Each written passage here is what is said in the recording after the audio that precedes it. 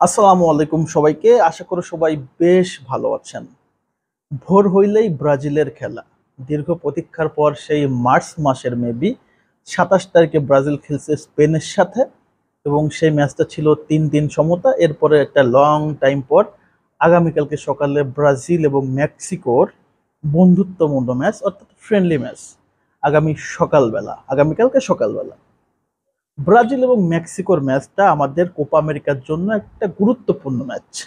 কারণ কোপা আমেরিকার একটা পূর্ব প্রস্তুতি হচ্ছে এই ম্যাচটা। এরপরে আমেরিকার সাথে একটা ম্যাচ আছে। তো এই ম্যাচে আমাদের কোচ অর্থাৎ মাস্টার মাইন্ড দরিভাল জুনিয়রের অনেক পরীক্ষা নিরীক্ষা আমরা দেখতে পারবো।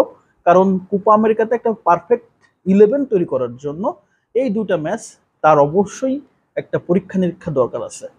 তো তার আগে বলে রাখি যে মেক্সিকো এবং ব্রাজিল সব সময় আসলে যখন ব্রাজিল মেক্সিকোর সাথে খেলে সব সময় মেক্সিকোকে আসলে ডমিনেট করে ব্রাজিল আসলে খেলে।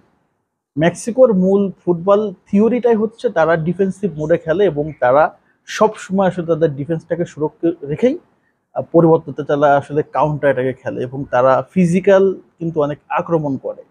এই জায়গাটায় ব্রাজিলের জন্য একটু টেনশন আছে। তাছাড়া কিন্তু আর কোনো সমস্যা নাই। আমরা অতীতে যতবারই মেক্সিকোর সাথে খেলছি সেই 2014 সালের বিশ্বকাপ ছাড়া সববারই কিন্তু আমরা মেক্সিকোর সাথে জয় পাইছি। সেই 14তে আমরা আসলে 0-0 ড্র করছিলাম।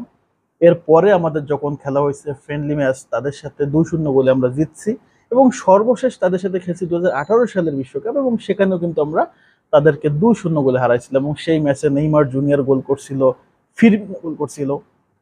কিন্তু দুঃখের বিষয় আজকে কিন্তু আমরা নেইমারকে পাচ্ছি না। তারপরেও এই মুহূর্তে যে দল আমাদের কাছে আছে, যে একটা strong team Dorival junior select করছে, সেই টিমটা কিন্তু শুধু মেক্সিকো না, কোপা জয়ের জন্য একটা অন্যতম সেরা স্কোয়াড। এখন মেক্সিকোর সাথে খেলতে গেলে ব্রাজিলের সবচেয়ে বেশি ইম্পর্টেন্ট হচ্ছে মাইন্ডটাকে আসলে ফ্রেশ করে খেলতে হবে।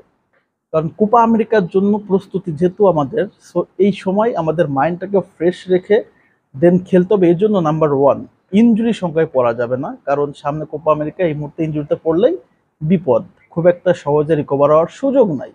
পাশাপাশি এই ম্যাচের জয়টা আমাদের জন্য আত্মবিশ্বাস যোগাবে কোপা আমেরিকাতে। কারণ কোপা আমেরিকাতে আমাদের গ্রুপটা কিন্তু মোটামুটি সহজ না, একটা কঠিন গ্রুপে আমরা পড়ছি এবং কোপা আমেরিকা জিততে গেলে আপনাকে কঠিন কঠিন দলকে হারায় কিন্তু কোপা আমেরিকাটা জিততে হবে।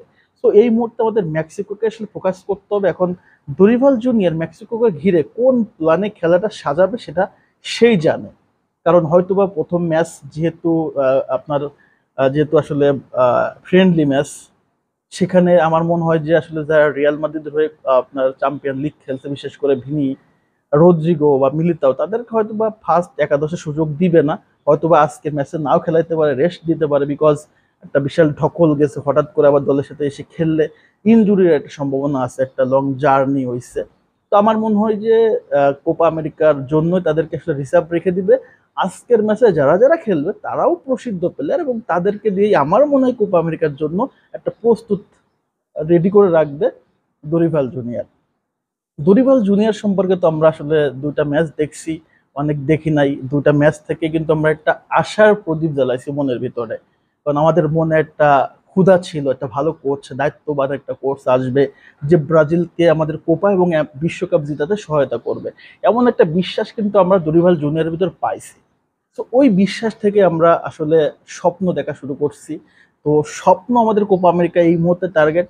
আর যে টিমটা আমাদের আছে, বিশেষ করে আমাদের টিম দরিভাল জুনিয়র যেভাবে সিলেক্ট করছে, তো সম্ভাবনা যথেষ্ট উজ্জ্বল এবং মেক্সিকো কিন্তু সহজ হবে না ম্যাচটা। মেক্সিকোর সাথে যে ম্যাচটা হবে সহজ হবে না, হোক সেটা ফ্রেন্ডলি ম্যাচ। মেক্সিকোর গোলকিপার অচোয়া কিন্তু ডিফারেন্ট একটা গোলকিপার, সে একটা প্রাচীরের মতো, তাকে ভাঙ্গা খুব কঠিন।